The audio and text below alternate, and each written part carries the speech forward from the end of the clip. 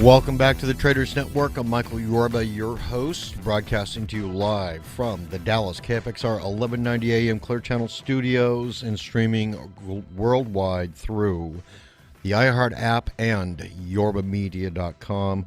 All right, my first guest today, Bob Spiegel, CEO, Pinch Food Design. This is the fastest moving, most dynamic catering service you've ever heard of. These people are taking New York by storm. I have got the distinct pleasure of being able to bring them to Dallas and introduce them to our audience. All right, Bob, welcome to the show. Thank you for showing up. Thanks, Michael. All right, my pleasure.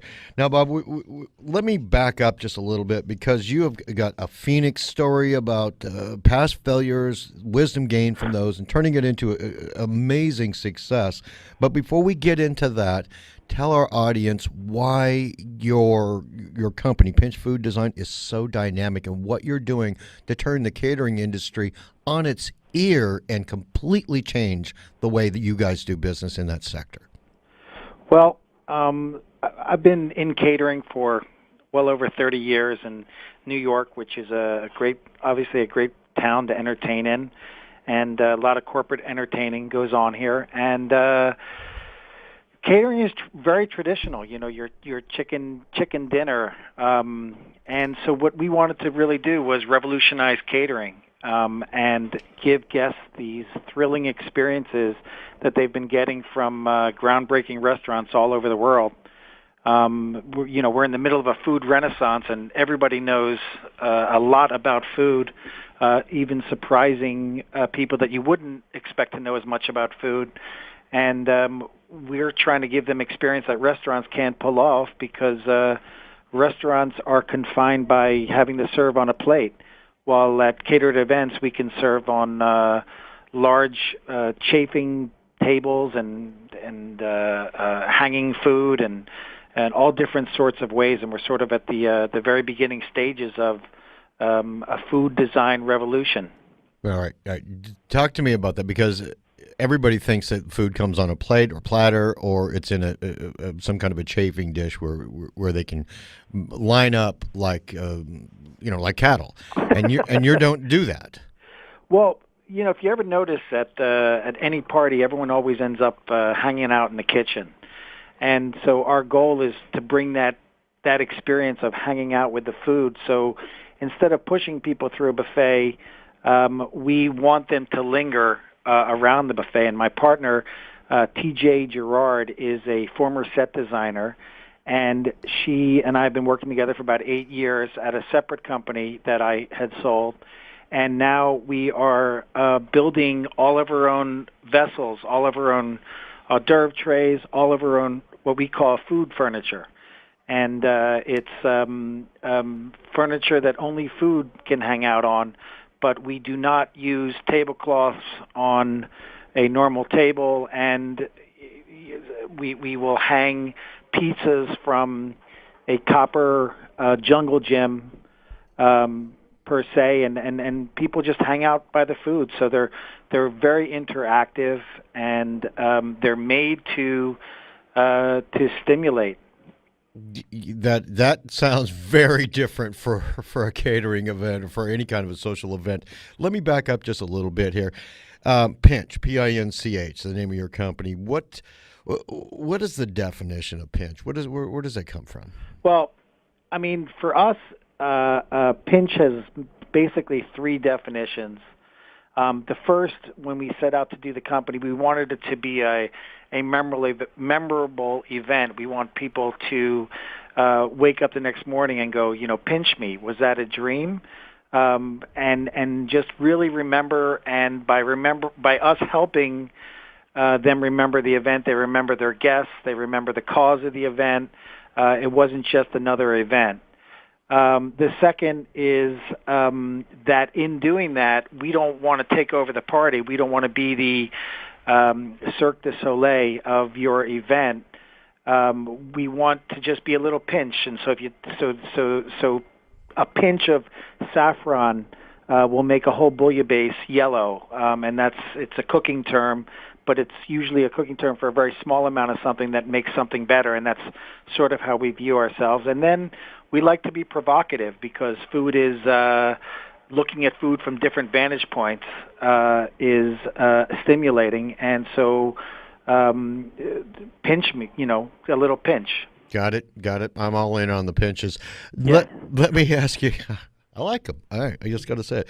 But you approach your business differently. Most people, here's the bill, there's the food, thanks, see you later, we'll be back at 5 to pick up the dishes. You don't do that. You actually get in, you do the research so that the event comes off in a fashion like no other event they've ever put on, but more so than that, you measure the return on investment for this. Open that up for us. Yeah, I mean, why are people entertaining?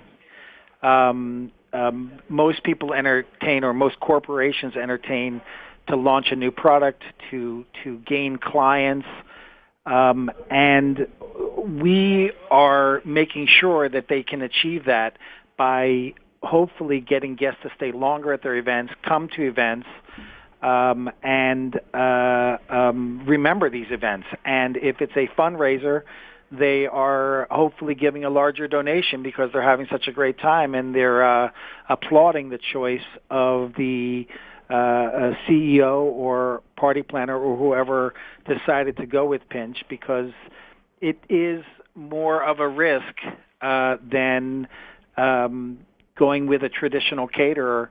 But we do serve, our food is not molecular gastronomy and sort of untouchable food. It's more of a twist on classics, architecturally designed between the tray and the food. But so it's not pretentious, and it's very approachable. So we do have pulled pork sandwiches and spaghetti and meatball hors d'oeuvres. It's just a question of how clever we do that stimulates the guests, and that and we do want our clients to come back, and the only way they're going to come back is if they do get a return on their investment. You have an out-of-the-box approach, as I can tell by the conversation here today. Give us some out-of-the-box types of events that you've put on. We've got about 2.5-3 minutes left, but I want to hear a couple of these outrageous things that I've been hearing about your company. Well, we have interactive bar experiences where we will bring a wall to a party that has a punch on it, different sort of spiked punches with artisanal sodas, and guests using turkey basters will fill up mugs that are hanging on the wall. Or we do pop-ups, which is somewhere between an hors d'oeuvre and a buffet, which is a happening at an event where we'll go through the party with waiters with ski gloves on and thin carved pieces of ice with shrimp cocktail. And they sort of come through the party, and everybody goes, "What's going on over there?" There's like a little parade, and then they'll stop, and they'll set out a momentary moment of food, and people pull out their cameras and start taking pictures, and then hit the buffet. Wow. All right. I can tell that this is definitely a memorable occasion when you get involved. Thank you. You're welcome. All right. We've got a little bit of time left in this segment, but let's stop for a moment and give everybody that's listening to us a chance to get to their phones, get to their websites, or get to their computers so that they can get onto your website and start to see some of the things that you do and reach out to you. What is contact information for you? pinchfooddesign.com. All right. And who should they be asking for here in the Dallas area? They can ask for Stella or Karen. They are event specialists. They've been they're founders of Pinch along with TJ and I, and they have been in the industry for a long time, and they will help guide people to choose some more different alternatives than they're used to. Yeah. Matt Bird, who introduced us, has been raving about what you do. What's the phone number? What's a good contact phone number for you? 244-7000. Now, just because you're in New York doesn't mean you don't do things out of town, right? We definitely have traveled. We haven't been to Texas yet, although back in the day I did cater a few parties in Texas. We just make the food a little bit bigger. All right, I want to talk about your strategy on the next segment. I want to talk about your team and give us a chance to explore what's going on behind the curtain, but not least of all, your business experience, what you've done in the past, and why you are just taking New York by storm. We'll do it on the other side of the break, okay? Great. All right, we'll be right back with Bob Spiegel, CEO, Pinch Food Design, and special thanks to Monk Media, 1-800-PublicRelations.com for all their media and PR support. We'll be right back. Welcome back to the Traders Network. I'm Michael Yorba, your host. Thanks for joining us. We are broadcasting to you live from the Dallas KFXR 1190 AM Clear Channel studios and streaming worldwide through the iHeart app and yorbamedia.com. All right, I'm joined on this segment with Bob Spiegel, CEO, CEO, Pinch Food Design. And Bob, I can tell that just going to your events is the ROI is obvious what's going to happen, because if it's like nothing they've ever seen, obviously they're going to be that's the impact that you're trying to make. But let's get behind the curtain here a little bit on this segment. I want to talk to you specifically about the team, because not one person can pull this thing off. It's not a one-man show. You've got an entire team and that brings all of their learned talents to the table here, no pun intended, but to the table on what you're doing. Please open that up for us. Yeah, I mean, the key is that we are a food design company, as opposed to just a caterer. So we have to marry food and design, which is now a major at many universities and becoming it's a movement. There's a movement out there started sort of in Europe, and it's moving here, and it's you'll hear the term food design much more as time goes on. And so TJ Gerard, my partner, and I work together in designing food that fits snugly into furniture pieces, and we work together to come up with these radical yet simple and obvious pieces. Also, a couple partners, as I mentioned before at Pinch Food Design, is Stella Rankin, who is a incredible planner and will know how to exactly how to create a flow and a reveal that keeps your guests interested. As well as a former supermodel, from my understanding. It's not bad. These kids are a little younger than me, so they hold together a little bit better than me. And Karen Hilburn is also a partner, and she's pretty amazing. And her and Stella helped us found the company and just really understand the product and can communicate it. Because we do speak a little bit of a foreign language over here, because we are making up a lot of terms.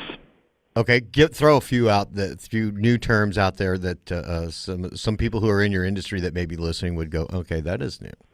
Well, we call our buffets interactions because they are interactive, and we name all of our pieces. So we have pinch bowls and marvelous tables and clipboard interactions and pop-ups, all new terms that because it's design and food together. Now, in having a highly successful business, which is in a very competitive industry sector, which really probably hasn't changed since they invented the fishing hook. Right?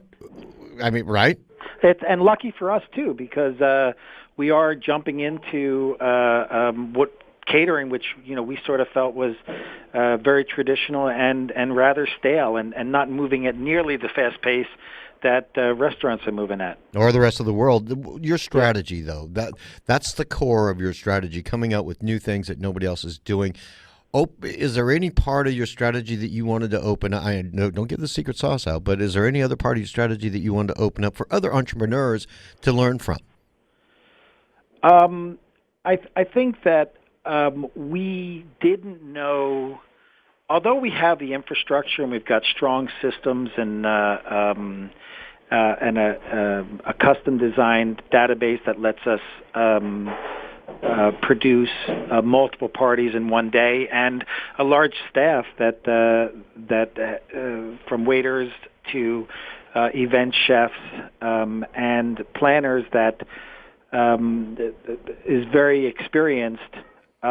We didn't know it was going to be as big as it is because we were doing something so different, and it's really like people want something different. Not much unlike Apple, where people just want a brand new product and will line up for it. We're finding there's a tremendous excitement for people to come and have a pinch party and see that. I like that. That's a new term for me, the pinch party. We're having a pinch party. Right. I got to have that. Okay. Now, you come to the boardroom with a wealth of experience, failures and successes. Oh, talk to us about your past experiences. Your before we got on the show, you were telling me about the soup chain and what you learned from that failure that led you into this tremendous success. Well, I came out as a chef, and I always was on the kitchen side, and really getting involved in the product, really understanding the food, really having a knack for cooking really good food. And back in 1995, we opened up Daily Soup, which we grew into an 11-store chain right around the time of the Soup Nazi on Seinfeld. We were the Soup Mother Teresa's, a little bit nicer to our clients. But it was a phenomenon, and it was sort of pushed, and we made the common mistake of growing too fast. We had the infrastructure, but possibly didn't do enough market research, and we were faced with seasonality issues and escalating rents, and I was forced into having to go bankrupt, which was where I got my MBA. At that time, Saul Zabar would drive out from Zabar's to help me out, and all these CEOs from A&W Root Beer to Manischewitz and guys in New York would come out and really want to lend advice. It was almost like an initiation to a CEO club by going bankrupt. So it really taught me the biggest lesson was get back to focusing on your business, not as much focusing on growth. But really, if growth is there, if you focus on your business, and the numbers have to make sense. Cool. And so it really taught me how to look at a business, and those lessons, although I lost my shirt, were incredibly valuable. I can tell. We have a saying in the trading industry: "Take care of the profits; the commissions will take care of themselves." Right. Now, what I'm thinking about is with this great knowledge, and then moving into this new sphere with what you're doing with Pinch. I've been told that you've done some pretty high-profile events. Can you give us a couple of them that you've done, say, in the last few months? Well, we don't. We really feel like events are private, and they're we don't really talk about our clients, but we do cater at some of the greatest venues New York has to offer. We do a lot of parties at the Museum of Modern Art. We are a regular at Christie's Auction House, and anywhere there's a high-end party, we will be there. Give me the range on the amount of people that you work with in low end, high end. Well, we're probably 50 people, and is the minimum, and we've done parties for as high as 2,200. At Pinch, and in the past I've done parties much larger, but those large events, the key, and I grew up as a glorious food chef back in 1983, and doing large parties in New York. I mean, that's the whole That's the key to understanding catering is being able to pull off the large parties while making sure you have the same exact food and service as an intimate party. That sounds that is wonderful. And by the way, one of the new things we're offering in 2014 is intercourse. So we are intercourse is an interactive sit-down meal where we are creating interactive plates to create so that those sit-down dinners are more than just beef or fish. Well, before you had my interest, now you have my attention. just kidding. I took that from a movie. All right, we have to go now, but please, one more time, contact information for you, and if there's any upcoming events you want to tell our audience about, please do so now. Pinch Food Design. It's www.pinchfooddesign.com. Send us an email from the website, info@pinchfooddesign.com, and our phone number is 212-244-7000. Bob, thank you so much for taking the time and coming on the show. Thank you, Michael. It was great. My pleasure. Okay. All right, and also special thanks to Monk Media and 1-800-PublicRelations.com for all their PR and media support. We'll be right back with Trey Bowles, CEO, Dallas Entrepreneur Center, and our impact investing and crowdfunding correspondent, Vince Molinari of Gate Global Impact. Stick around.